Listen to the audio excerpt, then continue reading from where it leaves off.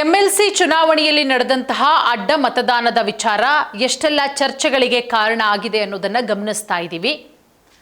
ಕಾಂಗ್ರೆಸ್ನ 5 ಅಭ್ಯರ್ಥಿಗಳು ಭರ್ಜರಿ ಗೆಲುವನ್ನ ಕಾಣ್ತಾರೆ. ಬಿಜೆಪಿಯ 2 ಅಭ್ಯರ್ಥಿ, ಜೆಡಿಎಸ್ನ ಒಬ್ಬರು ಅಭ್ಯರ್ಥಿ ಹೀನಾಮಾನವಾಗಿ ಸೋಲನ್ನಪ್ತಾರೆ.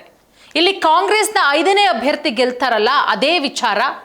ಯಾಕಂದ್ರೆ ಬಿಜೆಪಿ ಹಾಗೆ ಜೆಡಿಎಸ್ ಅಲ್ಲಾದಂತಹ ಅಡ್ಡ ಮತದಾನ ಯಾರು ಮಾಡಿದ್ರು ಅವರ ವಿರುದ್ಧ ನಿರ್ದಾಕ್ಷಿಣ್ಯವಾಗಿ ಕ್ರಮ ತೆಗೆದುಕೊಳ್ಳಲಾಗುತ್ತೆ ಅಂತ ಹೇಳಿ ಈಗ ಆಲ್ರೆಡಿ ವಿಜಯೇಂದ್ರ ಬಿಜೆಪಿಯ ರಾಜ್ಯಾಧ್ಯಕ್ಷರು ಹಾಗೆ ಆರ್ ಅಶೋಕ್ ಅವರು ಗುಡುಗಿದ್ದಾರೆ. ಈ ವಿಚಾರ ಆಣೆ ಪ್ರಮಾಣಕ್ಕೂ ಕೂಡ ಚರ್ಚೆ ಆಗ್ತಾ ಇದೆ.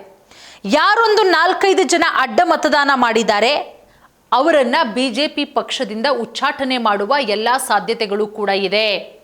ಆಲ್ರೆಡಿ ದೆಹಲಿಯ ಅಂಗಳದಲ್ಲಿದೆ ಚೆಂಡು. ದೆಹಲಿಯ ನಾಯಕರು, ಹೈಕಮಾಂಡ್ನ ಬಿಜೆಪಿ ನಾಯಕರು ಏನ್ ತೀರ್ಮಾನ ತೆಗೆದುಕೊಳ್ತಾರೆ ನೋಡಿ. ಅಡ್ಡ ಮತದಾನಕ್ಕೆ ಸಂಬಂಧಪಟ್ಟಂತೆ ರಾಜ್ಯ ಬಿಜೆಪಿ ಅಧ್ಯಕ್ಷ BY ವಿಜಯೇಂದ್ರ, ವಿಧಾನಸಭೆ ವಿರೋಧ ಪಕ್ಷದ ನಾಯಕರಾದಂತಹ ಆರ್ ಅಶೋಕ್ ಅವರು ದೆಹಲಿಗೆ ತೆರಳಿ ಪಕ್ಷದ ರಾಷ್ಟ್ರೀಯ ನಾಯಕರನ್ನ ಭೇಟಿಯಾಗಿದ್ದಾರೆ. ವಿಧಾನ ಪರಿಷತ್ ಚುನಾವಣೆಗೆ ಸಂಬಂಧಪಟ್ಟಂತೆ ವರದಿಯನ್ನ ಕೂಡ ಕೊಟ್ಟಿದ್ದಾರೆ. ಹೆಂಗ ಅಡ್ಡ ಮತದಾನ ಆಯಿತು, ಯಾರು ಮಾಡಿದ್ದಾರೆ, ಅವರ ವಿರುದ್ಧ ಯಾವ ರೀತಿ ಕ್ರಮ ಆಗಬೇಕು, ಈ ವಿಚಾರವನ್ನ ಇಲ್ಲಿಗೆ ಬಿಟ್ರೆ 2028ರ ವಿಧಾನಸಭೆ ಚುನಾವಣೆಗೆ ದೊಡ್ಡ ಮಟ್ಟದಲ್ಲಿ ಡ್ಯಾಮೇಜ್ ಆಗೋದ್ರಲ್ಲಿ ಯಾವುದೇ ರೀತಿಯ ಅನುಮಾನ ಇಲ್ಲ. ಯಾಕಂದ್ರೆ ಚುನಾವಣೆಯಲ್ಲಿ NDA ಮೈತ್ರಿಕೂಟಕ್ಕೆ ಹಿನ್ನಡೆಯಾಗೋದಕ್ಕೆ ಕಾರಣ ಆದವರನ್ನ ಪತ್ತೆ ಹಚ್ಚಲೇಬೇಕು, ಕಠಿಣ ಕ್ರಮವನ್ನು ತೆಗೆದುಕೊಳ್ಬೇಕು. ಈ ಬಗ್ಗೆ ವಿಜಯೇಂದ್ರ ಹಾಗೆ ಆರ್ ಅಶೋಕ್ ಅವರು ಹೈಕಮಾಂಡ್ನೊಂದಿಗೆ ವಿಸ್ತೃತವಾದಂತಹ ಚರ್ಚೆಯನ್ನ ಮಾಡ್ತಾ ಇದ್ದಾರೆ. ಹೈಕಮಾಂಡ್ ಕೂಡ ಗರಂ ಆಗಿದೆ. ಯಾಕಂದ್ರೆ NDAಗೆ ನಿಗದಿಯಾಗಿದ್ದಂತಹ 11ಕ್ಕೂ ಹೆಚ್ಚು ಮತಗಳು ಕೈತಪ್ಪಿ ಕಾಂಗ್ರೆಸ್ಗೆ ಯಾವ ರೀತಿ ಹೋಯಿತು, ಇದರ ಬಗ್ಗೆ ಕೇಂದ್ರ ನಾಯಕರು ಕೂಡ ತೀವ್ರ ಅಸಮಾಧಾನವನ್ನ ವ್ಯಕ್ತಪಡಿಸಿದ್ದಾರೆ.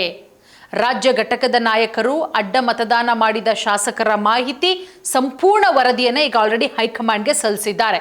ಗೊತ್ತಾಗ್ಬಿಟ್ಟಿದೆ, ವಿಜೇಂದ್ರ ಅವ್ರಿಗೂ ಗೊತ್ತಾಗಿದೆ, ಆರ್ ಅಶೋಕ್ ಅವ್ರಿಗೂ ಗೊತ್ತಾಗಿದೆ, ರಾಜ್ಯ ಬಿಜೆಪಿ ನಾಯಕರಿಗೆ ಯಾರೆಲ್ಲ ಅಡ್ಡ ಮತದಾನ ಮಾಡಿದ್ದಾರೆ, ಯಾವ ಬಿಜೆಪಿ ಶಾಸಕರುಗಳು ಮಾಡಿದ್ದಾರೆ, ಅವರ ಹೆಸರು ಒಂದು ಫೈನಲ್ ಪಟ್ಟಿಯನ್ನ ಕೊಡಲಾಗಿದೆ. ಹೈಕಮಾಂಡ್ ಮುಂದೆ ಹೈಕಮಾಂಡ್ಗೆ ಸಲ್ಲಿಸಿದ್ದಾರೆ. ಯಾಕಂದ್ರೆ ಈ ಮುಂಚೆಯೇ ರಾಜ್ಯ ಬಿಜೆಪಿ CT ರವಿ ಅವರ ನೇತೃತ್ವದಲ್ಲಿ ಆಂತರಿಕ ತನಿಖಾ ಸಮಿತಿಯನ್ನ ಕೂಡ ರಚಿಸಿದ್ದು, ಅದರ ವರದಿಯನ್ನು ಕೂಡ ವರಿಷ್ಠರ ಮುಂದೆ ಇಡಲಾಗಿದೆ.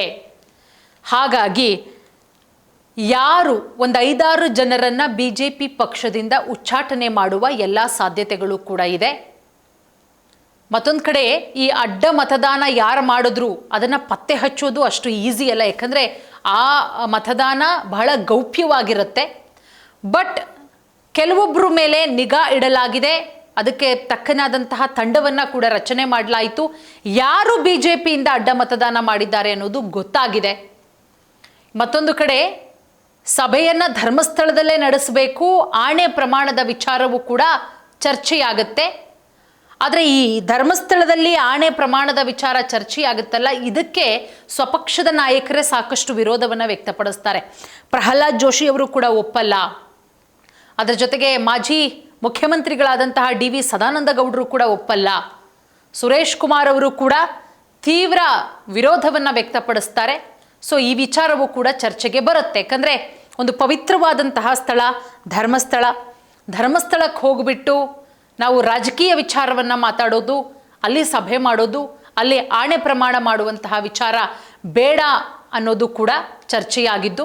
ಸೊ ಹಾಗಾಗಿ ಆಣೆ ಪ್ರಮಾಣ ವಿಚಾರವನ್ನು ಸದ್ಯಕ್ಕೆ ಕೈಬಿಟ್ಟಿದ್ದಾರೆ. ಬಟ್ ಬಿಜೆಪಿ ರಾಜ್ಯಾಧ್ಯಕ್ಷರಾದಂತಹ ವಿಜಯೇಂದ್ರ, ವಿಪಕ್ಷ ನಾಯಕರಾದಂತಹ ಆರ್ ಅಶೋಕ್ ಅವರು ಇಬ್ಬರೂ ಕೂಡ ದೆಹಲಿಯಲ್ಲಿರೋದ್ರಿಂದ ಇನ್ನೂ 2 ದಿನಗಳ ಕಾಲ ದೆಹಲಿಯಲ್ಲೇ ಠಿಕಾಣಿ ಹೂಡಲಿದ್ದಾರೆ.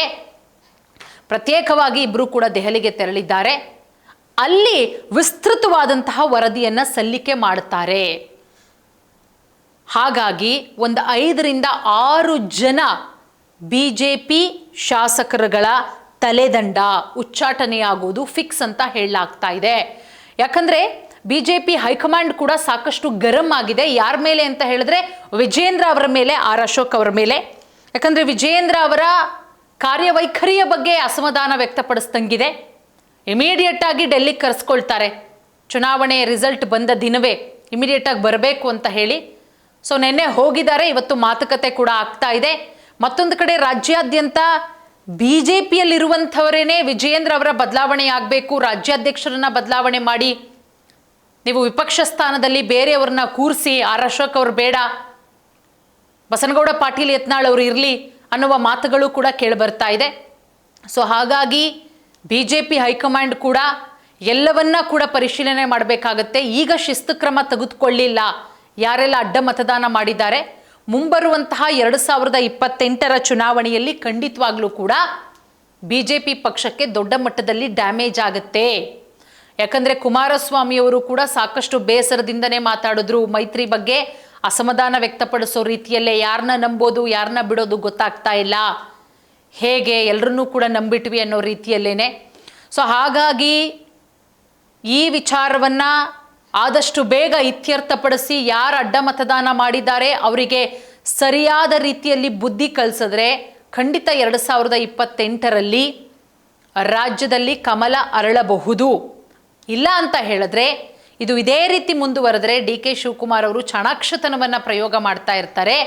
BJP ಪಕ್ಷದಲ್ಲೇ ಇತ್ಕೊಂಡು ಪಕ್ಷದ ಚಿಹ್ನೆ ಮೇಲೆ ಗೆದ್ದು BJP ಪಕ್ಷದಲ್ಲಿ ಎಲ್ಲವನ್ನೂ ಕೂಡ ಅನುಭವಿಸಿ ಪಕ್ಷದ ಶಾಸಕರಾಗಿತ್ಕೊಂಡು ಕಾಂಗ್ರೆಸ್ ಪಕ್ಷಕ್ಕೆ ಇವರು ವೋಟ್ ಹಾಕ್ತಾರೆ, ಅಡ್ಡ ಮತದಾನ ಮಾಡ್ತಾರೆ ಅಂತ ಹೇಳಿದ್ರೆ ಇವರಷ್ಟು ಪಕ್ಷ ವಿರೋಧಿ ಚಟುವಟಿಕೆ ಮಾಡೋರು ಯಾರೂ ಇಲ್ಲ.